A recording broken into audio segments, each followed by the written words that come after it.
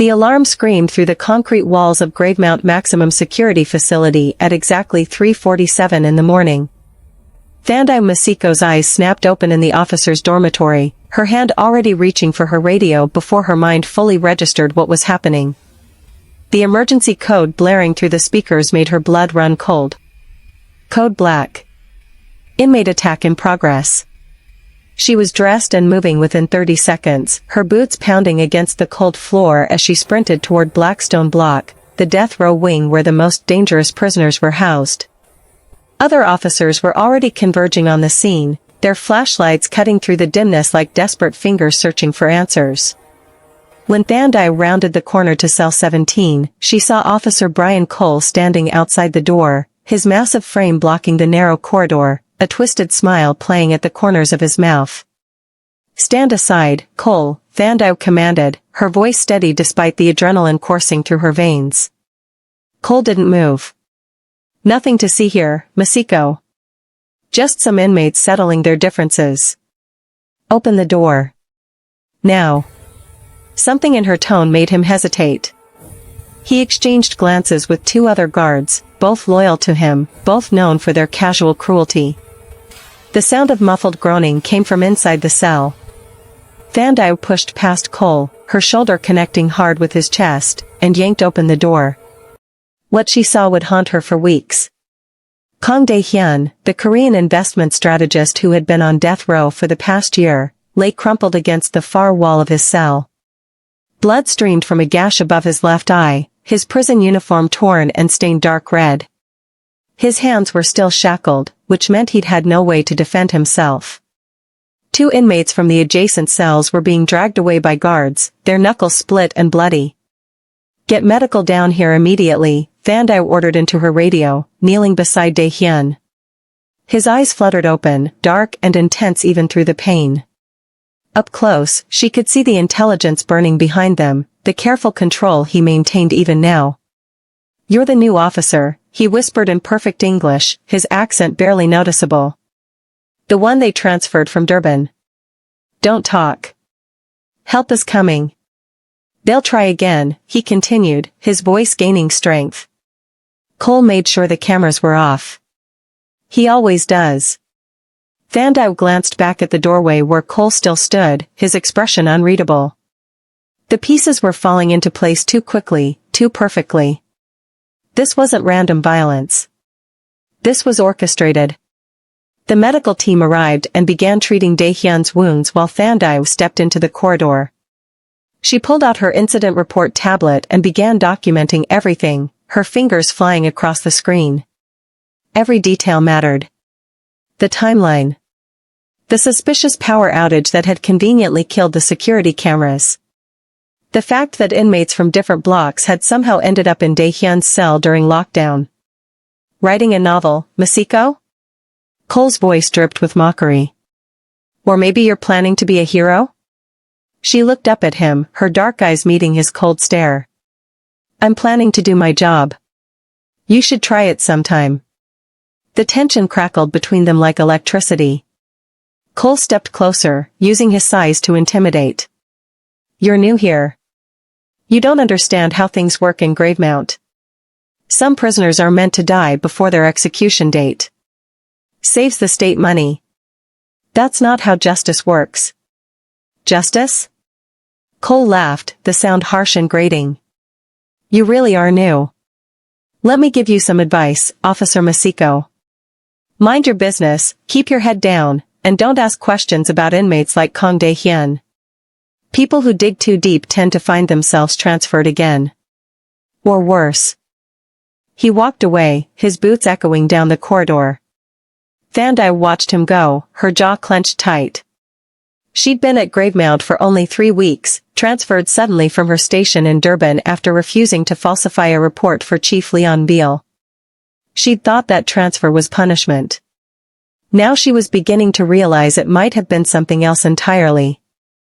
A test. Or a trap. The medical team wheeled Dae-Hyun past her on a gurney. His eyes found hers again, and in that brief moment, something passed between them. A silent understanding. A plea for help. Or maybe a warning. Thandiwe returned to her quarters as dawn broke over the prison walls, painting the sky in shades of orange and pink that seemed obscene against the gray concrete fortress. She couldn't sleep. Instead, she pulled out her laptop and began researching Kang Dae-Hyun's case, something she'd been avoiding since her arrival. The file was extensive, meticulously detailed, almost too perfect. Dae-Hyun had been convicted of murdering prosecutor Alan Fong, a high-ranking official who had been investigating financial crimes. The prosecution's case was airtight. Security footage showed Dae-Hyun entering Fong's office building at the time of death. His fingerprints were on the murder weapon. Witnesses placed him at the scene. He'd been sentenced to death with unusual speed, his appeals denied one after another. 84 days remained until his execution. But something nagged at Thandiwe as she read through the documents. The timeline was too clean. The evidence too convenient. And the more she dug, the more inconsistencies she found. Security footage with suspicious timestamps. A medical examiner's report that seemed to have been rewritten. References to a defense lawyer who had died in a car accident shortly after taking the case. Her phone buzzed. An unknown number. She almost didn't answer, but something made her pick up. Officer Maseko? The voice was female, nervous, speaking in hushed tones. My name is Yuharin. I worked with Dae-Hyun before his arrest. Please, I need to talk to you. It's about his case. Everything they said about him is a lie. Thandiwe's grip tightened on the phone. How did you get this number? Dae-Hyun gave it to me months ago. He said if anything happened to him, I should contact the one honest guard at Gravemount. He said you'd transferred there recently. He said you were different from the others. How would he know that? Because he knows everything about everyone. That's why they wanted him dead. Please, I have evidence. Meet me. Tomorrow. The cafe on Commissioner Street in Johannesburg. 11 in the morning. Come alone. The line went dead. Thandiwe sat in the darkness of her room, her mind racing. This was insane. She should report the call. Follow protocol. But protocol had gotten Dae-Hyun beaten within an inch of his life tonight. Protocol was controlled by people like Cole and Chief Beale. Protocol was designed to protect the system, not the truth. She made her decision. The next morning, Thandiwe requested personal time, citing a family emergency. The warden, Solomon Briggs, barely looked up from his paperwork as he approved it. Gravemount ran on a system of willful ignorance. As long as the inmates stayed locked up and the paperwork looked clean, nobody asked too many questions. The drive to Johannesburg took 2 hours. Thandiwe kept checking her rearview mirror, paranoid that she was being followed. The city streets were crowded, the usual chaos of honking taxis and street vendors and people rushing to work. The cafe was small, tucked between a pharmacy and a fabric store, the kind of place that survived on regulars and cash transactions. Yuharin sat in the back corner, her hands wrapped around a cup of untouched coffee. She was petite, probably in her early 30s, with short dark hair and eyes that darted nervously toward every person who entered. When she saw Thandiwe, relief flooded her features.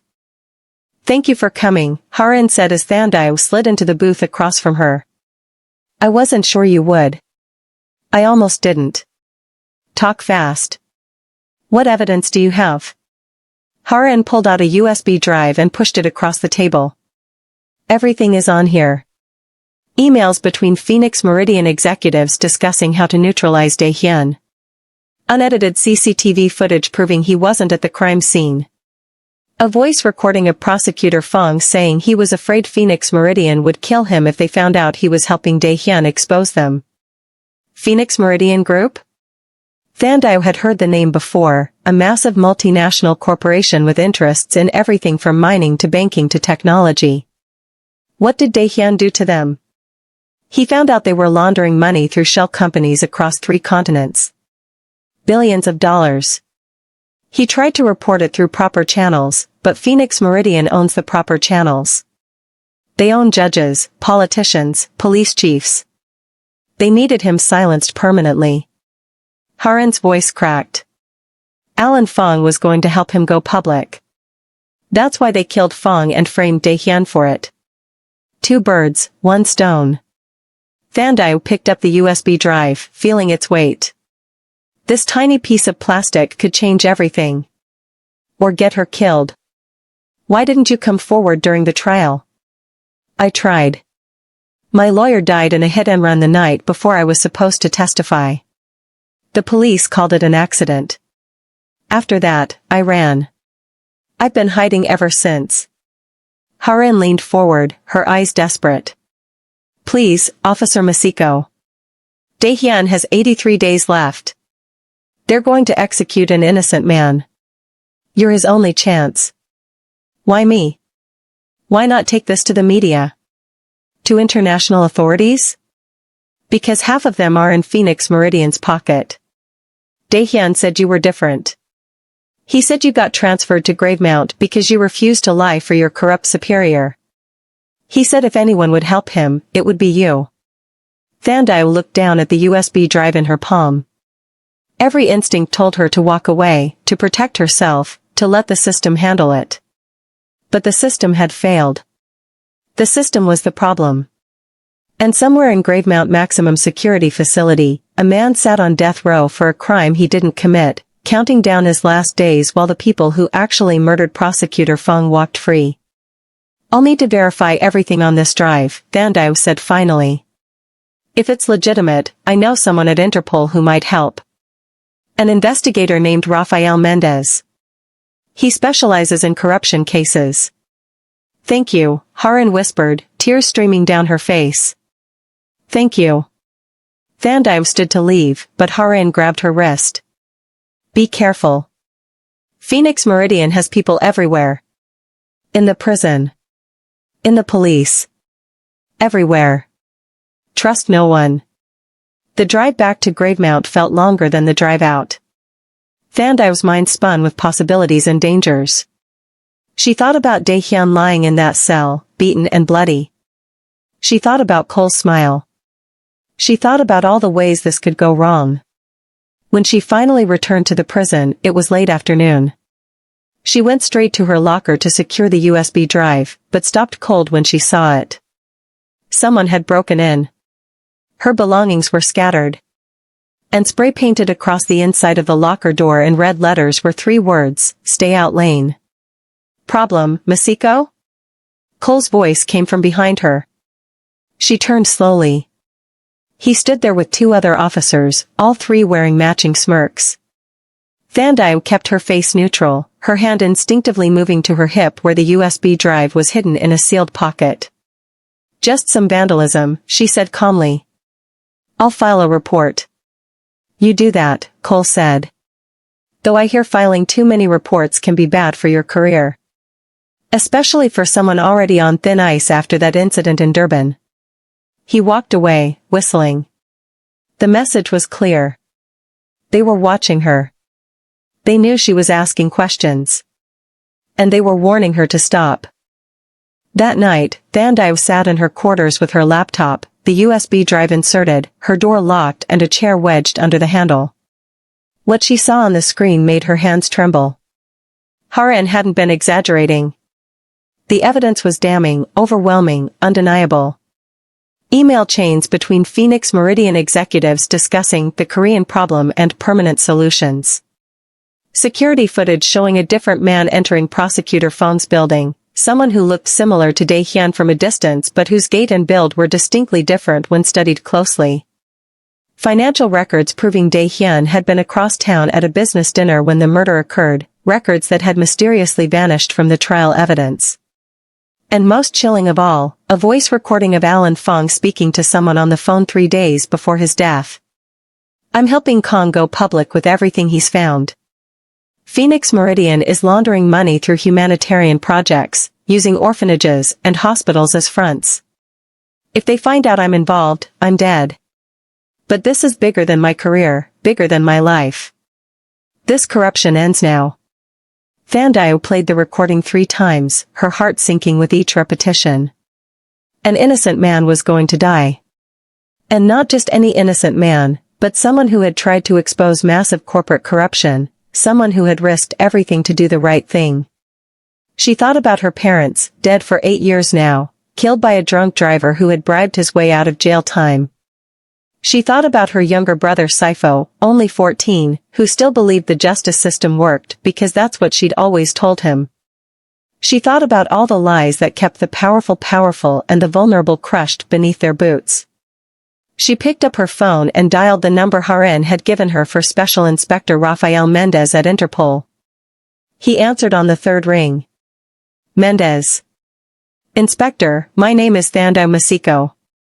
I'm a correctional officer at Gravemount Maximum Security Facility in South Africa. I have evidence of a conspiracy involving Phoenix Meridian Group, a false murder conviction, and corruption reaching into our prison system. I need your help. There was a long pause. Send me everything you have through encrypted channels. I'll look at it tonight. But Officer Maseko, if what you're saying is true, you need to understand something. Phoenix Meridian has resources we can barely comprehend. They have people everywhere.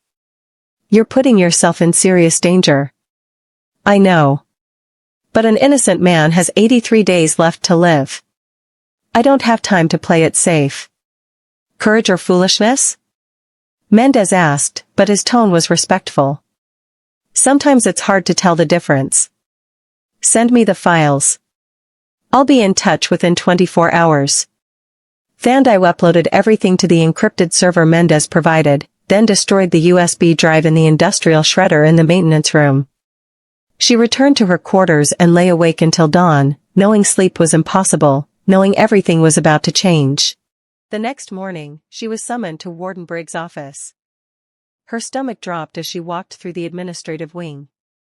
Cole stood outside the warden's door like a sentinel, his smile vicious. The warden wants to see you, he said unnecessarily. Something about inappropriate conduct with an inmate.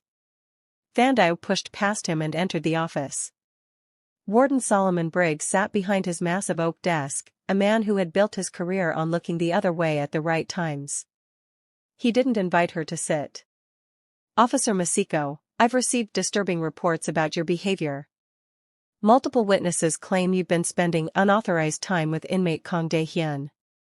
Entering his cell outside of standard protocols. Engaging in personal conversations. This is a serious violation of prison regulations. That's a lie, Thandiwe said flatly. I've had 2 brief interactions with that inmate, both during medical emergencies. Every moment has been logged in my official reports. Nevertheless, an investigation has been opened. You're suspended effective immediately pending a full review. Turn in your badge and weapon. You're not to enter this facility until cleared by the board. Thandiwe felt the ground shifting beneath her feet. They were moving faster than she'd anticipated, cutting her off from Dae-Hyun, isolating her from any power to help. She placed her badge and service weapon on the desk, meeting Briggs' eyes with unflinching defiance. You're making a mistake, Warden. The truth is going to come out. The truth, Briggs said with a thin smile, is whatever the official report says it is. You'd do well to remember that. She walked out of Gravemount that morning knowing she might never return as an officer. Cole watched her leave, his satisfaction obvious. But what they didn't know was that the clock was already ticking. Mendez had received the evidence. The machinery of international justice was beginning to turn. Thandiwe spent the next week in a state of suspended anxiety. She stayed with her brother Saifo in their small apartment in Durban, trying to pretend everything was normal while her phone buzzed constantly with blocked calls and threatening text messages. Stay quiet. Drop this. Forget what you think you know. Each message made her more determined. Finally, Mendez called. I've verified everything. It's all real. Phoenix Meridian orchestrated the entire thing. But Officer Maseko, this is going to get ugly. If we go public, they'll come after you with everything they have. Then we'd better make sure the evidence is so overwhelming they can't touch any of us. I like the way you think. I'm flying to Johannesburg tomorrow with a team from Interpol's Anti-Corruption Division. We're going to hold a press conference. I want you there. And I want you in there. The world needs to see the faces of the people who refuse to stay silent. The press conference took place in a hotel conference room packed with journalists, cameras, and curious onlookers. Thandiwe stood at the podium beside Mendes and Harin, her heart pounding so hard she thought it might burst through her chest.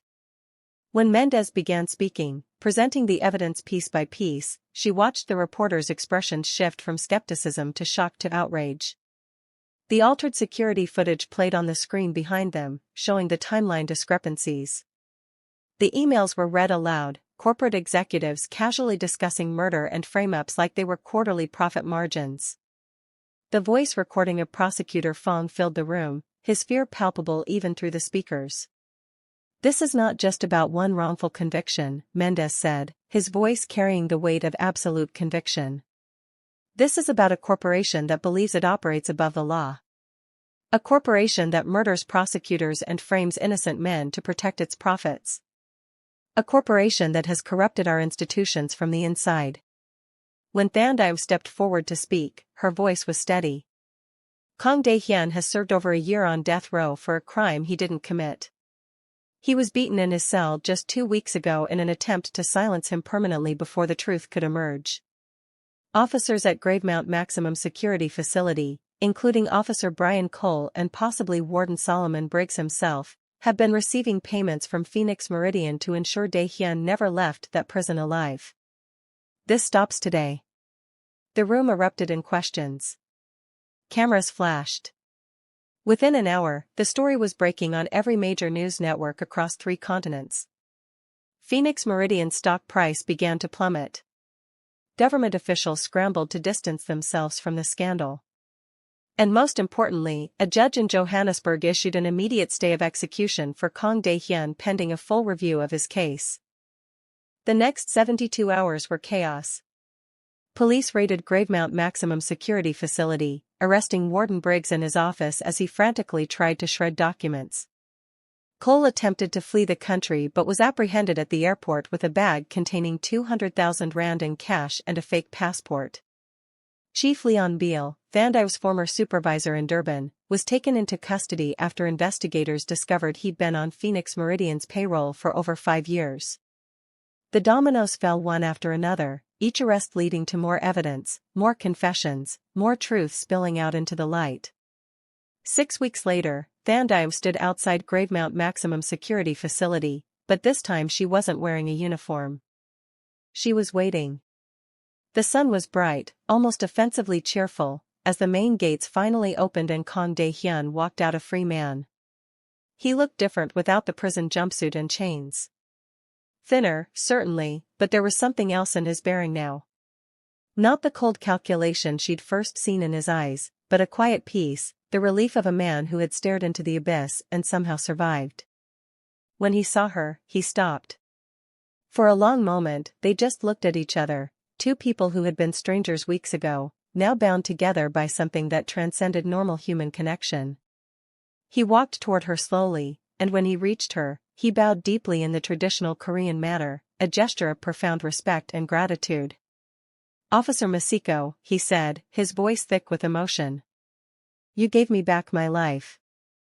There are no words in any language sufficient to thank you for what you did." "You can call me Thandiwe," she said softly. "And you don't need to thank me. What you did, exposing Phoenix Meridian, trying to stop the corruption, that took real courage. I just made sure people knew the truth. You risked everything. Your career. Your safety. Your life. So did you." They stood there in the sunlight, 2 people from completely different worlds who had somehow found each other in the darkest of circumstances. Dae-Hyun looked back at the prison one last time, then turned to face the future. "What will you do now?" Thandiwe asked. "Rebuild. Phoenix Meridian's executives are being prosecuted, but the work isn't finished. There are more corporations like them, more corruption to expose. Someone has to keep fighting." He looked at her. "And you? Will you return to corrections?" "No. Interpol offered me a position as a justice reform investigator." Rafael Mendez said I have an instinct for finding the truth in corrupt systems.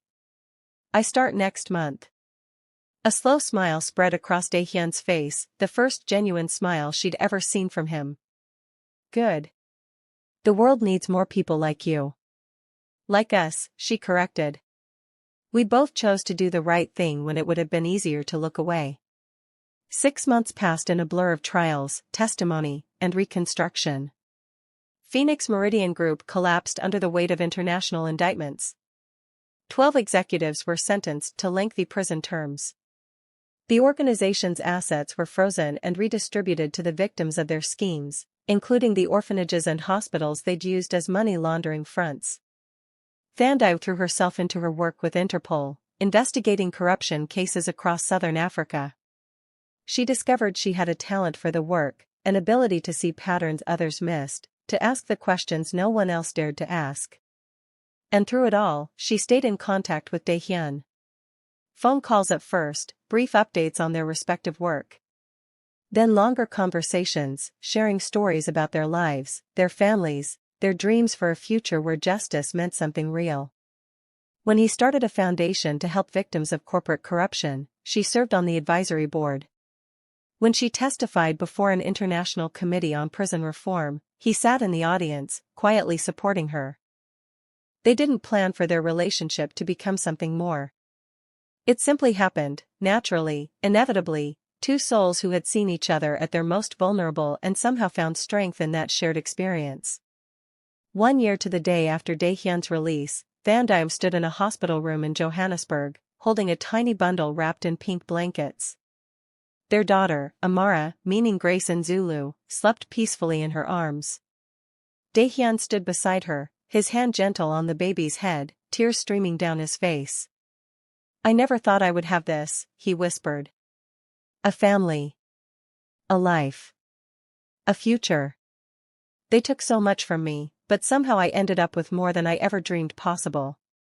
We both did, Thandiwe said, leaning against him. We both found something worth fighting for. 2 years after the Phoenix Meridian scandal broke, Thandiwe found herself standing before another committee, this time at the United Nations in Geneva.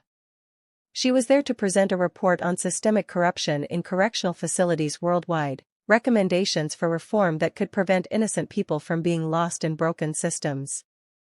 As she approached the podium, she thought about that night in Gravemount when she'd first seen Dae-Hyun beaten and bloody in his cell.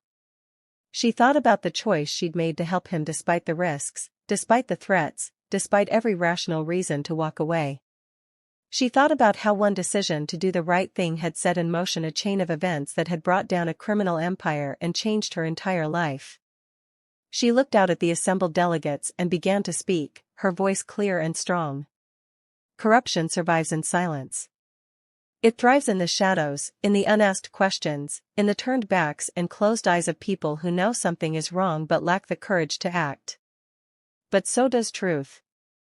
Truth survives in the courage of individuals who refuse to be silenced, who stand up even when standing up might cost them everything. My name is Thandiwe Maseko, and I'm here to tell you that change is possible, but only if we're willing to fight for it. The room was silent, every eye fixed on her. She smiled, thinking about Dae-Hyun at home with baby Amara, building a life they'd both been told was impossible. She thought about all the innocent people still trapped in systems designed to break them, waiting for someone to see them, to believe them, to fight for them. We can do better, she continued. We must do better. And it starts with one person making one choice to stand up for what's right, even when everything tells them to stay silent. That's how we change the world. One act of courage at a time. If you've been captivated by Thandiwe and Dae-Hyun's journey from corruption and injustice to truth and redemption, don't forget to like this video, subscribe to the channel for more powerful stories that will keep you on the edge of your seat, and drop a comment below telling us what you would have done in Thandiwe's position. Would you have risked everything to save an innocent man? Let us know your thoughts, and remember, sometimes the bravest thing we can do is refuse to look away when the world tells us to stay silent.